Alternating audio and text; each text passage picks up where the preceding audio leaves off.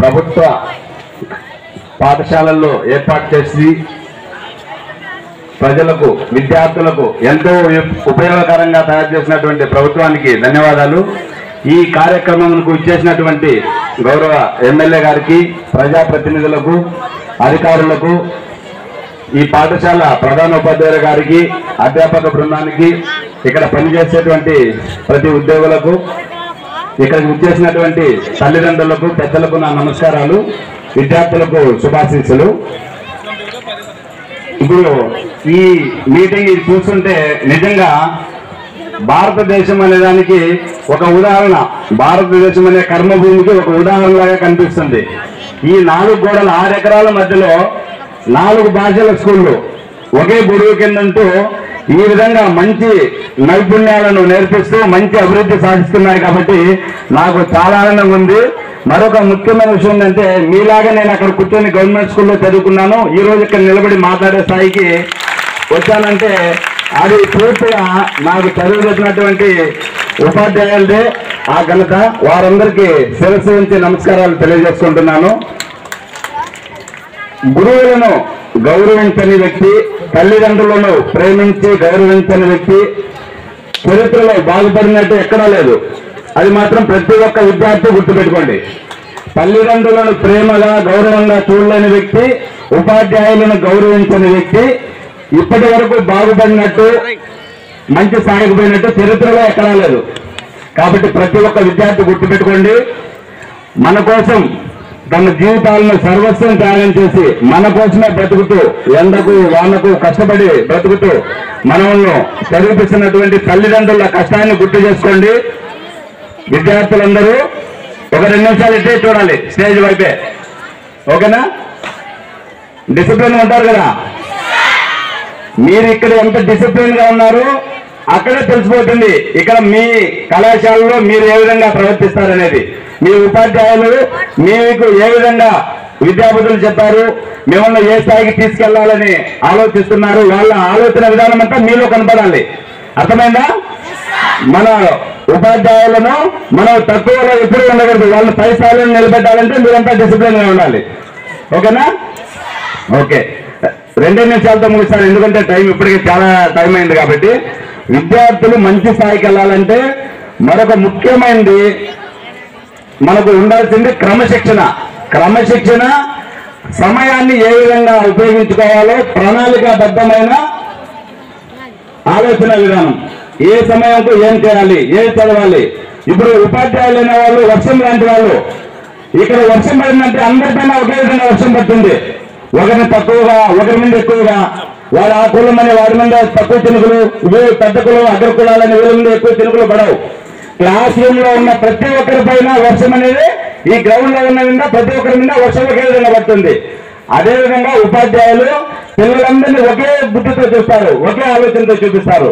అయినా కానీ పిల్లల్లో ఒకరు గొప్ప స్థాయికి పోతున్నారు, ఒకరు మధ్య స్థాయికి వెళ్తున్నారు, ఒకరు అక్కడే నిలబడి కూలి పని చేసుకున్నారు. ఈ మార్పు అనేది ఎక్కడ వస్తుంది? ఈ మార్పు ఎందువల్ల జరుగుతుంది? ఎవరైనా ఆలోచించారా?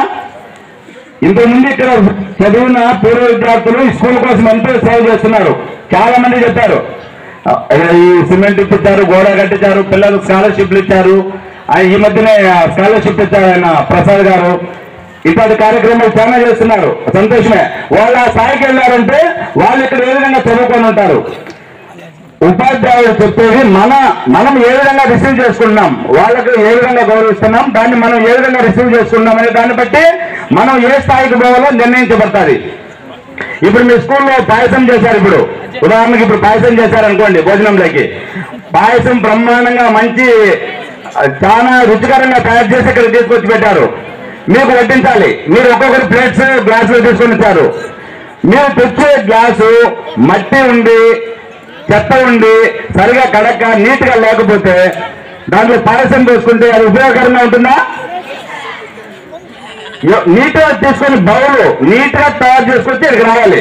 దాంట్లో పాయసం తీసుకొని తాగితే అది మనకు ఆరోగ్యంగా ఉంటుంది, రుచికరంగా ఉంటుంది. అదేవిధంగా ఒక ఉపాధ్యాయుని దగ్గరకు వచ్చేటప్పుడు విద్యార్థులు స్వచ్ఛమైన మనసుతో, ద్వేషాలు కోపాలు కాదు, స్వచ్ఛమైన మనసుతో నాకు ఏమి తెలియదు, నేను నేర్చుకోవడానికి వచ్చా, మా ఉపాధ్యాయులు నాకు పాఠాలు చెప్తారు, ఆయన చెప్పింది శ్రద్ధగా వినాలి, శ్రద్ధగా నేర్చుకోవాలనే బుద్ధితో వచ్చారంటే ఖచ్చితంగా మీరు ఉన్నత స్థాయికి వెళ్తారు. లేకపోతే ఎక్కడ వేసిన గొంగల్లాగా అక్కడే నిలిచిపోతారు. అది మాత్రం ఎప్పటికీ గుర్తుపెట్టుకోండి. అది విద్యార్థుల గురించి ఇంకోసారి క్లాసుల్లోకి వచ్చినప్పుడు విద్యార్థుల గురించి మళ్ళీ నిదానంగా మాట్లాడుకుందాం, సమయభావం అయింది. తల్లిదండ్రుల గురించి ఒక 2 నిమిషాలు. ఇంతమంది తల్లిదండ్రులు మాకు రారు, కలచడం చాలా రేర్ అవుతుంది. కాబట్టి తల్లిదండ్రులకు నేను చెప్పేది ఏంటంటే, మీరు ఇంట్లో పెంచుకునే కుక్కలు, పుల్లులు, చెట్లు, మొక్కలను కూడా చాలా ప్రేమగా ప్రతిరోజు ఎరువులు వేస్తా, ప్రతిరోజు నీళ్లు పోస్తా, పువ్వు పూసిందా లేదా, మొక్క వచ్చిందా లేదా చూసుకుంటా పెంచుతారు. అవునా కాదా? అలాంటిది మన సర్వస్వం త్యాగం చేస్తా, మన ఎవరి కోసం సర్వస్వం త్యాగం చేస్తున్నా కష్టపడుతున్నాం, మన పిల్లల కోసం. వాళ్ళు మంచి భవిష్యత్తు, మంచి స్థాయికి పోవాలని అంత కష్టపడి అంత సంపాదిస్తా, మనం డబ్బులు సంపాదిస్తా, కష్టపడి శ్రమ వచ్చి పిల్లల్ని స్కూల్కి పంపిస్తున్నాం. వాళ్ళపైన కూడా మనం శ్రద్ధ తీసుకోవాలన్న బాధ్యత ఉందా లేదా? మనకి ఖచ్చితంగా తల్లిదండ్రులకు ఉంది. ప్రతిరోజు పిల్లలు ఇంటికి వస్తూనే ఏం చదువుకున్నావు నాన్న, సార్ ఏం చెప్పారు, బాగా చదువు, ఇప్పుడు మేడం చెప్పారు, చాలా చక్కగా చెప్పారు, బాగా చదువుకున్నారు. మీరు చదవలేకపోవచ్చు, వాళ్ళు మీరు ప్రశ్నలు ఎదురలేకపోవచ్చు, కానీ మీ స్థితి చెప్పండి. నువ్వు మంచి స్థాయికి పోవాలి నాన్న, మేము ఇంత కష్టపడి చెప్తున్నాం, నువ్వు అలా ఉండకూడదు. మా నాన్నలు కూలి పని చేశారు, మా తాతలు కూలి పని చేశారు, మేము కూలి పని చేస్తున్నాం, నువ్వు కూడా కూలి పని చేసి ఎక్కడే నిలిచిపోకూడదు. పుట్టలోని చదివి పుట్టదా గిట్టదా విశ్వదాభి రామచంద్రరామ అన్నారు. ఎక్కడో పుట్టలో చదువు పుట్ట ఉంటుంది, చచ్చిపోతుంటుంది. ఎవరికి తెలుసది? చదువులంతా గుంపులుగా పుట్టాలి, చచ్చిపోతుంటుంది. అంత తప్పకుండా మనం అబ్దుల్ కలాం గారు చెప్పినట్టు సమూహంలో కలిసిపోయి బ్రతకడం కాదు, సమూహంలో గుంపులో మన ప్రత్యేకత చూపించాలా. చరిత్రలో మనకంటూ ఒక పేజీ రాసుకోవాలా, మనకై మనమే రాసుకోవాలా. దానికి ప్రణాళికాబద్ధంగా మనము మన జీవితాన్ని ముందుకు సాగించాలా. అప్పుడే మంచి స్థాయికి వెళ్తారు. దయచేసి తల్లిదండ్రులు కూడా పిల్లల పైన కొంచెం శ్రద్ధ వహించండి. ఈ చెడు వాటికి మధ్య ఎక్కువగా మాదక ద్రవ్యాలు, మత్తు పదార్థాలు వెళ్తున్నారు. సెల్ ఫోన్ ఈ కాలంలో పిల్లల జీవితాలను నాశనం చేస్తుంది. మొబైల్ ఫోన్ సరిగా ఉపయోగించకపోవడం. ఏదైనా సరే మనం దాని పద్ధతిగా ఉపయోగించుకున్నంత వరకు మన అభివృద్ధి తోడ్పడుతుంది. దానిపై నిర్లక్ష్యం వదిలినామంటే మన జీవితాలు, మన కుటుంబాలు నాశనం అయిపోతాయి. పిల్లలకు దయచేసి ఫోన్లు ఇవ్వకండి. ఫోన్లు మత్తు పదార్థాలను మించింది మొబైల్ ఫోన్స్. దయచేసి 5 జోలికి వెళ్ళొద్దు. మత్తు పదార్థాలు అనేటివి మన శరీరంలో ఒక్కసారి దానికి అలవాటు పడినామంటే ఆ మత్తుకి మన జీవితాలను మనమే నాశనం చేసుకున్న వాళ్ళు అవుతాం. మన స్నేహితులు దూరం అవుతారు, బంధువులు దూరం అవుతారు, ఉపాధ్యాయులు చెప్తారు, ఫ్రెండ్స్ మనతో మాట్లాడరు, సమాజంలో తిరగలేరు, జైలుకు పోవాల్సి వస్తుంది. రకరకాల ఇబ్బందులు పడిపోయి మనం ఎందుకు పనికి రాకుండా సర్వనాశనం అయిపోతాం. అందుకోసమైనా మనల్ని మన తల్లిదండ్రులు పుట్టించింది కాదు. మనం మన తల్లిదండ్రులు పడిన కష్టానికి మనము ప్రతిఫలం చూపించాలా. మంచిగా చదువుకుంటూ ఉన్నత స్థాయికి పోయి మన తల్లిదండ్రుల ఆనందానికి కారణం అవ్వాలా. అర్థమైందా పిల్లలు? ఓకేనా? ఓకే, ఇప్పటికే చాలా టైం అయింది. ఇంకోసారి క్లాస్ రూమ్కి వచ్చి పిల్లలతో నిదానంగా మాట్లాడతాను. ఈ అవకాశం ఇచ్చినటువంటి మన అధ్యాపక బృందానికి, కళాశాల యాజమాన్యానికి థ్యాంక్ యూ. జై హింద్.